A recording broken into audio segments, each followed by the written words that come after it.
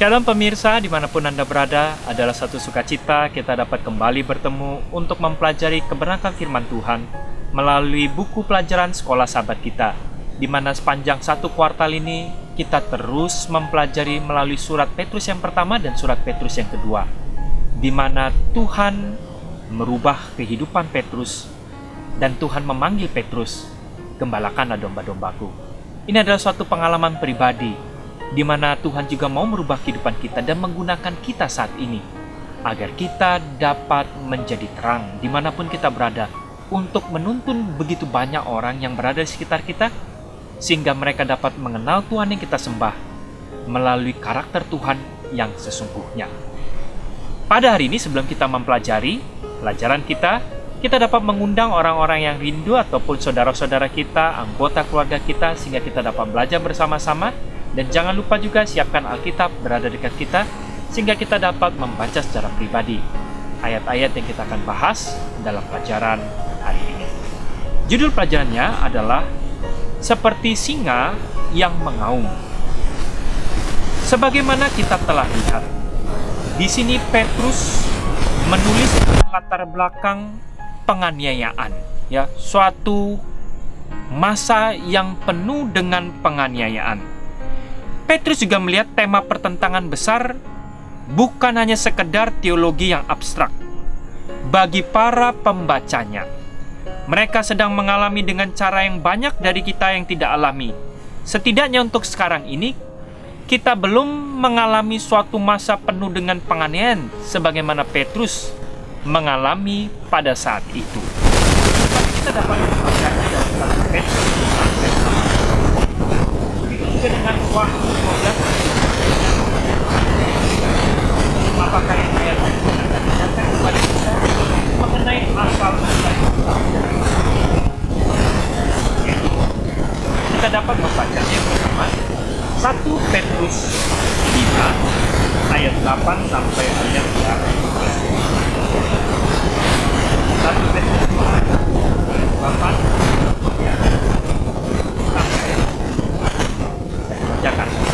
Sadarlah dan berjaga-jagalah.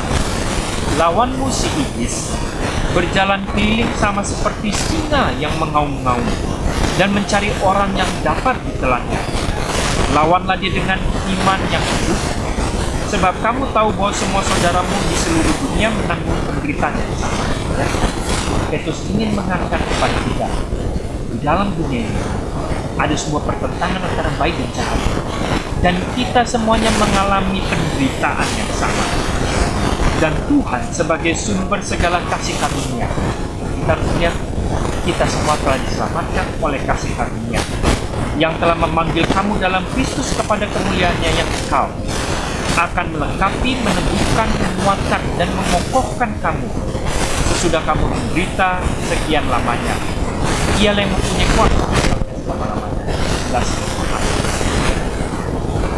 Karena penderitaan ini, tapi kita tidak perlu kehilangan pengharapan. Kristus yang dengan kasih karunia-Nya akan menguatkan kita. Kita juga dapat melihat Wahyu 12 ayat 7 sampai 9. Yohanes melihat permasalahan pertentangan kosmik yang besar ini antara kebenaran dan kejahatan. Wahyu 12 ayat 7 sampai ayat yang ke-9. Ayat yang ke-7 dikatakan, maka timbullah peperangan di surga. Michael dan malaikat-malaikatnya berperang melawan naga itu. Dan naga itu dibantu oleh malaikat-malaikatnya. Tetapi mereka tidak dapat bertahan. Mereka tidak mendapat tempat lagi di surga. Dan naga besar itu si ular tua yang disebut iblis atau setan, yang menyesatkan seluruh dunia dilemparkan ke bawah. Ia dilemparkan ke bumi bersama-sama dengan malaikat. Kita mengetahui awal mula pertentangan ini berada di surga. Dan iblis mempengaruhi sepertiga malaikat. Dan peperangan ini terus berlangsung saat ini di dalam dunia. Karena telah kematian Kristus, seluruh alam semesta ini sebenarnya sudah meyakini.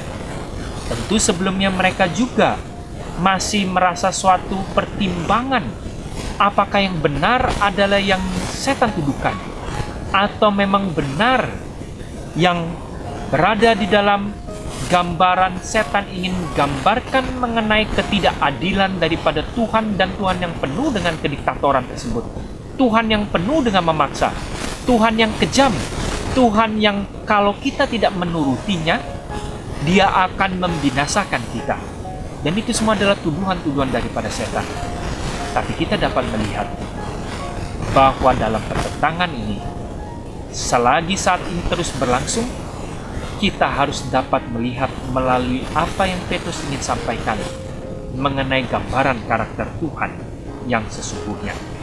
Kemudian, kita dapat melihat sebenarnya singa itu yang mengaum-ngaum, sebagaimana ular tua yang digambarkan daripada ular naga dalam Wahyu 12. Kitab Wahyu mengatakan bahwa orang Kristen ambil bagian dalam pertempuran yang berada di seluruh alam semesta ini, antara kekuatan kebaikan dan kekuatan kejahatan.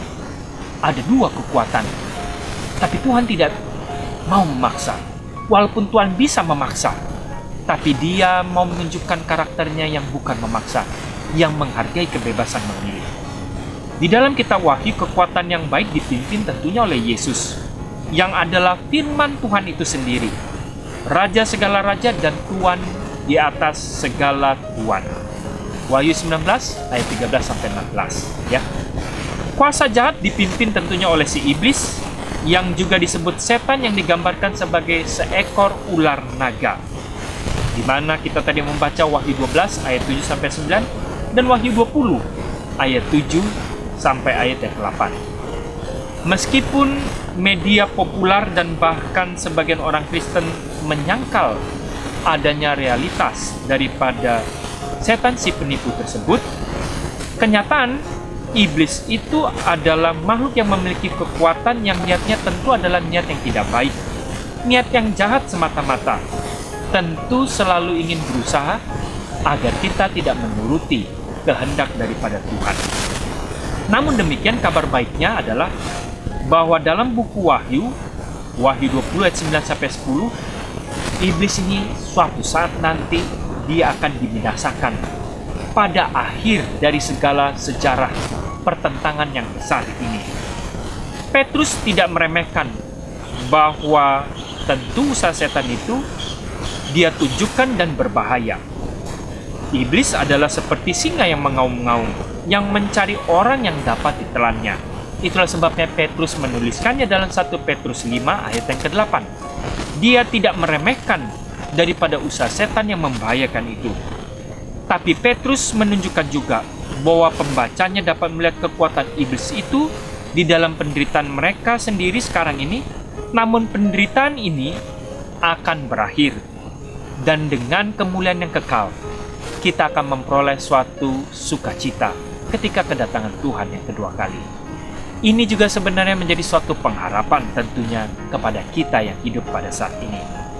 Meskipun kita tidak mengetahui hakikat pencobaan mereka yang sebenarnya, apa yang kita dapat lihat adalah harapan yang Petrus ungkapkan. Benar, tentu iblis itu nyata. Pertentangan ini terus terjadi di dalam pemikiran kita, di dalam setiap pilihan-pilihan yang kita ambil dalam kehidupan ini. Setiap pilihan kita harus memilih. Apakah kita mau memilih berjalan sesuai dengan kehendak Tuhan, atau keinginan-keinginan daging ini, keinginan-keinginan diri ini yang menjadi selalu prioritas dalam pilihan kehidupan atau kehendak Tuhan. Pertempuran itu nyata, penderitaan dalam dunia ini juga nyata. Tetapi Tuhan sebagai sumber kasih karunia telah mengatakan, dan dia telah mengalahkan iblis tersebut. Jadi apapun penderitaan kita, kita haruslah tetap setia. Bahkan jikalau maut sekalipun mendatangi kita, kita harus jauh lebih baik takut akan Tuhan. Bukan karena ketakutan, karena kita dapat melihat dari kebenaran firman Tuhan bahwa Tuhan adalah satu-satunya oknum yang kita dapat percayai, dan iblis itu adalah bapa daripada penurut. Kristus itu penuh kasih, dan dia mau berkorban kepada kita semuanya, sehingga kita dapat mengerti karakter bapa itu yang sesungguhnya. Untuk itulah Kristus hadir datang ke dalam dunia ini.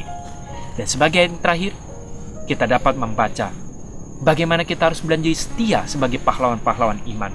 Ibrani 11 ayat 13 sampai 16, ya. Ibrani 11 ayat 13 sampai ayat yang ke-16. Dalam iman, mereka semua ini telah mati sebagai orang-orang yang tidak memperoleh apa yang dijanjikan itu. Tetapi, yang hanya dari jauh melihatnya dan melambai-lambai kepadanya, dan yang mengakui bahwa mereka adalah orang-orang asing dan pendatang di bumi ini. Ya, kita hanya sebagai orang asing pendatang di bumi ini. Sebab mereka yang berkata demikian menyatakan bahwa mereka dengan rindu mencari suatu tanah air.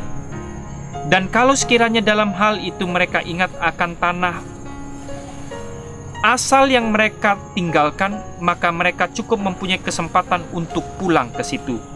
Tetapi sekarang mereka merindukan tanah air yang lebih baik, ya, yaitu suatu tanah air surgawi. Sebab itu Tuhan tidak malu disebut Tuhan mereka, karena Ia telah mempersiapkan sebuah kota bagi mereka, ya. Tidak ada yang perlu kita harus pertahankan dalam dunia yang fana ini. Satu-satunya adalah yang kita perlu pertahankan, kita tetap setia untuk mengikuti jejak daripada Kristus, sebagai Dia ingin memberikan suatu gambaran bahwa Allah itu yang penuh kasih dan panjang sabar, yang ingin membawa kembali anak-anaknya kepada gambaran dan citra yang semula, yang telah jatuh karena pengaruh dosa, karena kita tertipu oleh bujuk rayu si ular tua iblis itu sendiri. Itulah sebabnya melalui pelajaran kita hari ini, Petrus kembali mengingatkan sebagaimana singa yang mengaum-ngaum, yaitu iblis. Tapi kita tidak perlu khawatir bahwa Kristus, Dia telah memberikan jalan keluar. Yang menjadi pertanyaan kepada kita, apakah kita tetap mau setia sampai kepada kedatangannya yang kedua kali di dalam tingkah laku, perbuatan, dan kehidupan kita yang selaras akan kehendak Tuhan. Kiranya Tuhan memberkati.